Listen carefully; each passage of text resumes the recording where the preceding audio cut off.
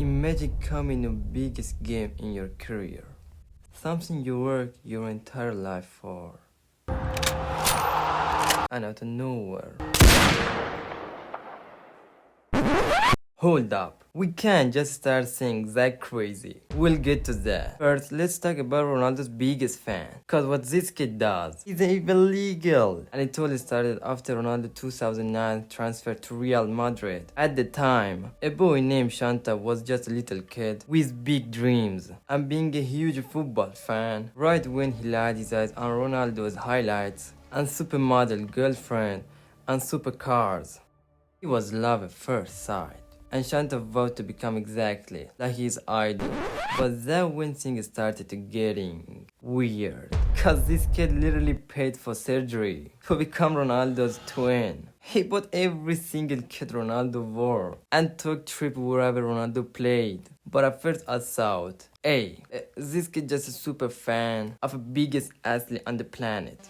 Until I found out every single day from 9 a.m. to 2 p.m. he showed up in Real Madrid training ground and waited just for a chance to see Ronaldo. So eventually they met. And at first Ronaldo thought Shanta was just a normal fan, so they took some pics. But what I didn't know was this kid was insane, cause he literally changed his name to Shanta Ronaldo. He started posting Instagram pics the exact same way as Ronaldo, and he even forced his own brother to look like a Ronaldo Jr.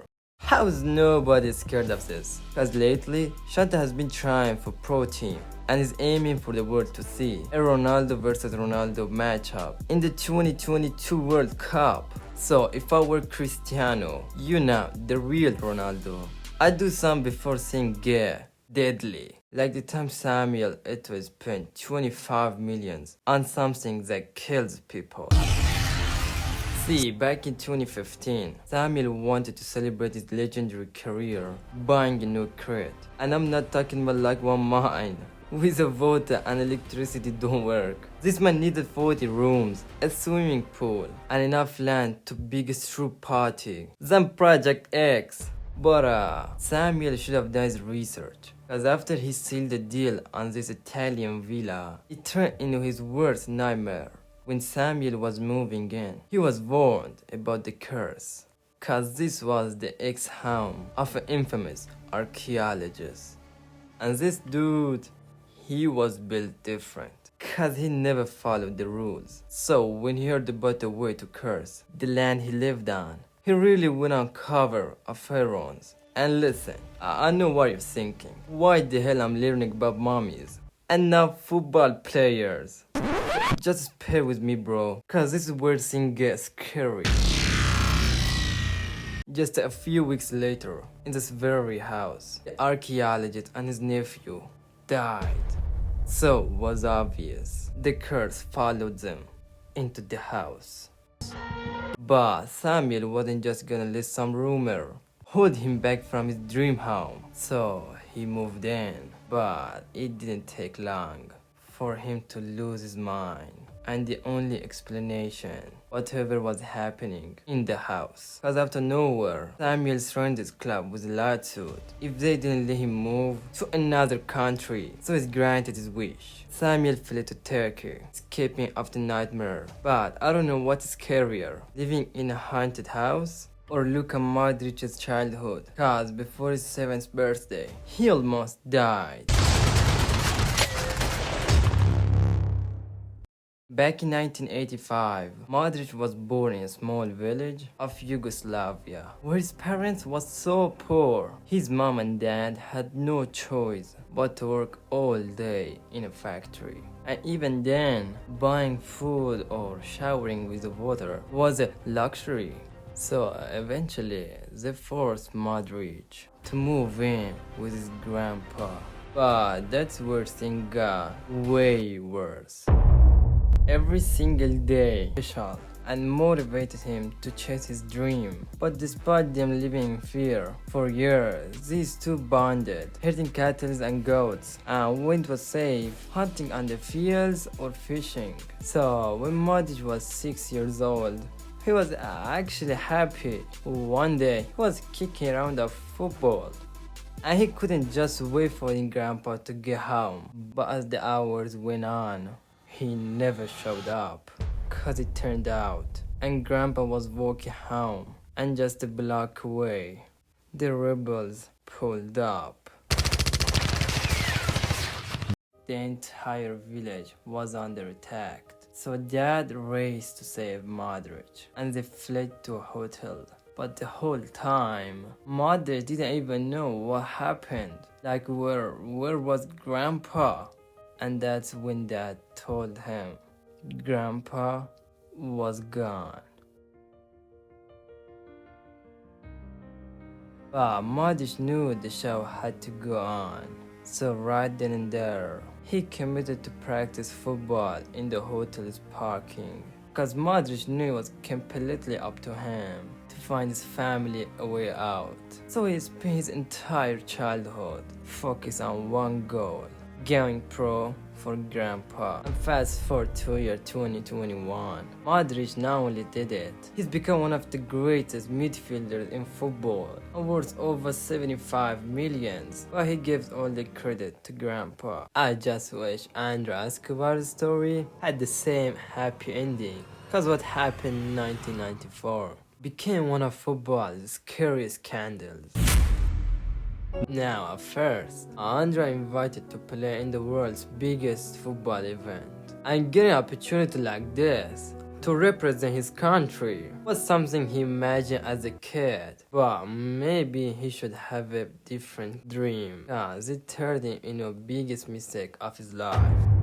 At the time, Andra and Colombia had extremely high expectations, as they only lost one of their 26 games. So game against Romania, Colombia decided to take things easy.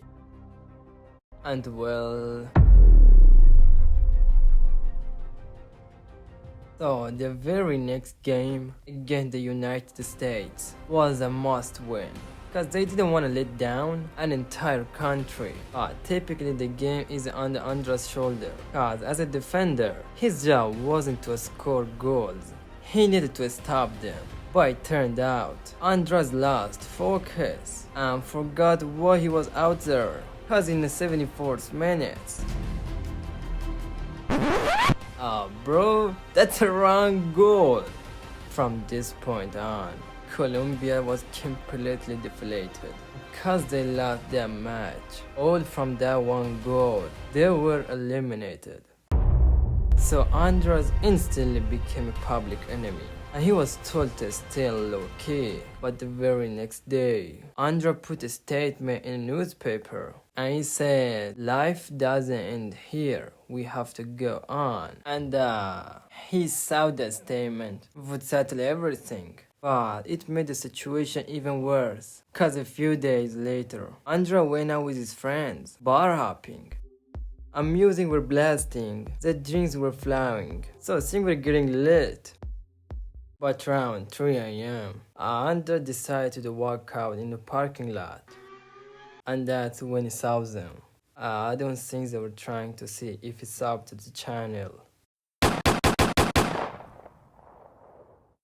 Now, Andra's murder didn't go unanswered, cause that very night, the shooter confessed his crime, and he was sentenced to 43 years behind bars. Can't compare what fans did to Neymar, cause what started back in 2017 scarred him for life. At the time, Neymar was rising to one of football's greatest players, but some fans just couldn't accept that. So when Neymar was blessed with the opportunity to play for PSG, that was the final straw. And coming into just his 8th match with the club, Neymar was preparing to go against the PSG's arch rival. And these fans were some else, man. Cause for weeks, they had their day on their calendar circle, and throughout the game, Neymar doing what he does best. So coming down in the final minutes, fans had to throw him off his game. Literally.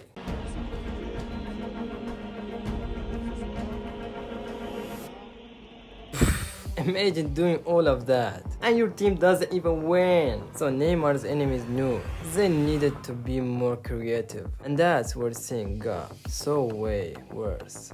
Cause here in 2021, Neymar came in a heavily anticipated matchup. And during 62nd minute, he had a once-in-a-lifetime opportunity to win the game. But the fans just couldn't let this happen. And they didn't just create the distractions, they tried to ruin Neymar's life.